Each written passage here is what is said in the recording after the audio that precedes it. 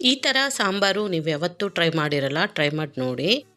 ಹುಣಸೆ ಚಿಗುರು ಬಳಸ್ಕೊಂಡು ಹುಣಸೆ ಚಿಗುರು ತರಕಾರಿ ಸಾಂಬಾರಿದು. ಇಲ್ಲಿ ತೊಗರಿಬೇಳೆ ಒಂದು ಟೀ ಕಪ್ಪಷ್ಟು ತೊಗರಿಬೇಳೆನ ಚೆನ್ನಾಗೇ ಬೇಯಿಸ್ಕೊಂಡಿದ್ದೀನಿ.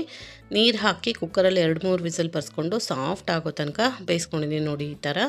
ಇದಕ್ಕೆ 1-2 ಗ್ಲಾಸಷ್ಟು ನೀರು ಹಾಕ್ಕೊಳ್ಳೋಣ. ಇದು ತರಕಾರಿ ಸಾಂಬಾರಿಗೆ ಬೇಕಾಗುವಷ್ಟು. ಇಲ್ಲಿ ಬೀನ್ಸು, ಆಲೂಗಡ್ಡೆ, ಕ್ಯಾರೆಟು ಮತ್ತು ಈರುಳ್ಳಿ, ಟೊಮೊಟೊ ತೊಗೊಂಡಿದ್ದೀನಿ. ಇಲ್ಲಿ 3 ಜನಕ್ಕೆ ಆಗುವಷ್ಟು ಸಾಂಬಾರು ಮಾಡ್ತಾಯಿದ್ದೀನಿ. ಅಷ್ಟಕ್ಕೆ ಇಷ್ಟು ತರಕಾರಿ ಸಾಕಾಗುತ್ತೆ. ನಿಮಗೆ ಬೇಕಾಗಿರೋ ಬೇರೆ ತರಕಾರಿಗಳು ಇಷ್ಟ ಆಗೋ ತರಕಾರಿನೂ ಬಳಸ್ಕೋಬೋದು.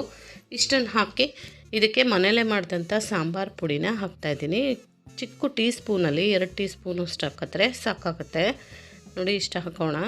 ಹಾಕಿ ಇದಕ್ಕೆ ರುಚಿಗೆ ಬೇಕಾಗುವಷ್ಟು ಉಪ್ಪನ್ನು ಹಾಕಿ ಕುಕ್ಕರ್ ಲಿಡ್ ಕ್ಲೋಸ್ ಮಾಡಿ ಒಂದೇ ಒಂದು ವಿಸಿಲ್ ಬರ್ಸ್ಕೊಂಡ್ರೆ ಸಾಕು. ಇದಕ್ಕೆ ಒಂದು ಚೆನ್ನಾಗಿ ಮಿಕ್ಸ್ ಕೊಡೋಣ ನೋಡಿ. ಇಷ್ಟು ತಿಕ್ನೆಸ್ ಇದೆ. ನಿಮಗೆ ತೆಳು ಬೇಕು ಅಂದರೆ ಇನ್ನೊಂದು ಸ್ವಲ್ಪ ಎಕ್ಸ್ಟ್ರಾ ನೀರು ಹಾಕೋಬೋದು. ಸ್ವಲ್ಪ ಗಟ್ಟಿಯಾಗಿ ತಿನ್ನೋರ್ಗಾದರೆ ಕರೆಕ್ಟಾಗಿರುತ್ತೆ ಇದು ತುಂಬ ತೆಳುವಾಗೂ ಮಾಡಲ್ಲ, ನಾನು ಗಟ್ಟಿಯಾಗೂ ಮಾಡಲ್ಲ, ಮೀಡಿಯಮಾಗೆ ಮಾಡ್ತಾಯಿದ್ದೀನಿ.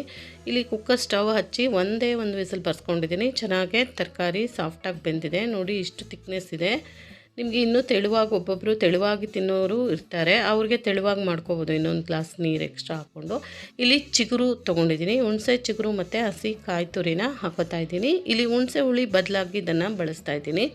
ಸ್ವಲ್ಪ ಕೊತ್ತಂಬರಿ ಸೊಪ್ಪು ಹಾಕ್ಕೊಂಡು 1-2 ಕುದಿ ಬರ್ಸ್ಕೊಂಡ್ರೆ ಸಾಕು. ಇದು ಆಲ್ರೆಡಿ ತರಕಾರಿ ಬೆಂದಿರೋದ್ರಿಂದ ಒಂದು ಕುದಿ ಬಳಸ್ಕೊಂಡು ಇಳಿಸ್ಕೊಂಡ್ಬಿಡೋಣ ಇದನ್ನು ನೋಡಿ. ಇದ್ರದ್ದು ಹುಳಿ ಬಿಟ್ಕೊಂಡಿದೆ. ಈಗ ಇಲ್ಲಿ ಒಂದು ಪಾತ್ರೆ ಇಟ್ಕೊಂಡು ಒಗ್ಗರಣೆ ಹಾಕ್ಕೊಳ್ಳೋಣ.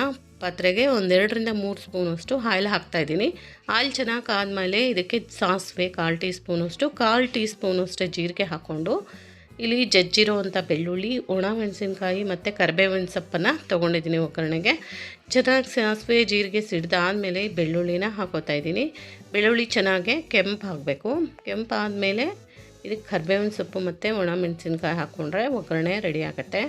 ಇದು ಸ್ವಲ್ಪ ರೋಸ್ಟ್ ಆಗಬೇಕು. ಸಿಮ್ಮಲ್ಲಿ ಇಟ್ಕೊಂಡು ಇದನ್ನು ಚೆನ್ನಾಗೆ ಫ್ರೈ ಮಾಡ್ಕೊಳ್ಳೋಣ. ಒಳ್ಳೆ ಘಮ ಬರುತ್ತೆ ಈ ಒಗ್ಗರಣೆಯಿಂದ. ಇದೇ ಆಗಲೇ ಆ ಸಾಂಬಾರನ್ನ ಇದಕ್ಕೆ ಹಾಕ್ಕೊಂಡು ಮಿಕ್ಸ್ ಮಾಡಿಕೊಂಡ್ರೆ ರೆಡಿ ಆಗುತ್ತೆ ಸಾಂಬಾರು. ಇದು ಸುಮಾರು 10-15 ನಿಮಿಷದಲ್ಲಿ ರೆಡಿ ಆಯಿತು ಈ ಸಾಂಬಾರು. ಕುಕ್ಕರಲ್ಲಿ ಮಾಡೋದ್ರಿಂದ ಬೇಗನೆ ಆಗುತ್ತೆ, ಟ್ರೈ ಮಾಡಿ. ಇಡ್ಲಿ, ದೋಸೆ, ಅನ್ನ, ಬಿಸಿ ಅನ್ನಕ್ಕೆ, ಮುದ್ದೆಗೆಲ್ಲ ತುಂಬ ಚೆನ್ನಾಗಿರುತ್ತೆ. ಬೇಸಿಗೆಗಾಲದಲ್ಲಿ ಈ ಚಿಗುರು ಟೈಪಲ್ಲಿ ಇದನ್ನು ಮಾಡಿ ನೋಡಿ, ತುಂಬ ಟೇಸ್ಟಿಯಾಗುತ್ತೆ. ಇದನ್ನು ಒಂದು ಸಾರಿ ಒಗ್ಗರಣೆಗೆ ಹಾಕ್ಕೊಂಡು ಮಿಕ್ಸ್ ಮಾಡಿಕೊಂಡ್ರೆ ರೆಡಿ ಆಯಿತು. ಬಿಸಿ ಅನ್ನಕ್ಕೆ ತುಂಬಾ ಚೆನ್ನಾಗಿರುತ್ತೆ. ಇಡ್ಲಿ ಸಾಂಬಾರಿಗೂ ಬಳಸ್ಕೋಬೋದು ಇದನ್ನು ಸಾಂಬಾರು ಥರ. ಒಂದು ಚೆನ್ನಾಗಿ ಮಿಕ್ಸ್ ಕೊಟ್ಟು ಸರ್ವ್ ಮಾಡಿಕೊಂಡ್ರೆ ಬಿಸಿ ಬಿಸಿ ಆದಂಥ ಚಿಗುರು ತರಕಾರಿ ಸಾಂಬಾರು ರೆಡಿಯಾಗಿದೆ. ನಿಮಗೆ ನನ್ನ ವಿಡಿಯೋ ಇಷ್ಟ ಆದರೆ ಪ್ಲೀಸ್ ಲೈಕ್ ಮಾಡಿ, ಶೇರ್ ಮಾಡಿ, ಸಬ್ಸ್ಕ್ರೈಬ್ ಮಾಡ್ಕೊಳ್ಳಿ. Thank you.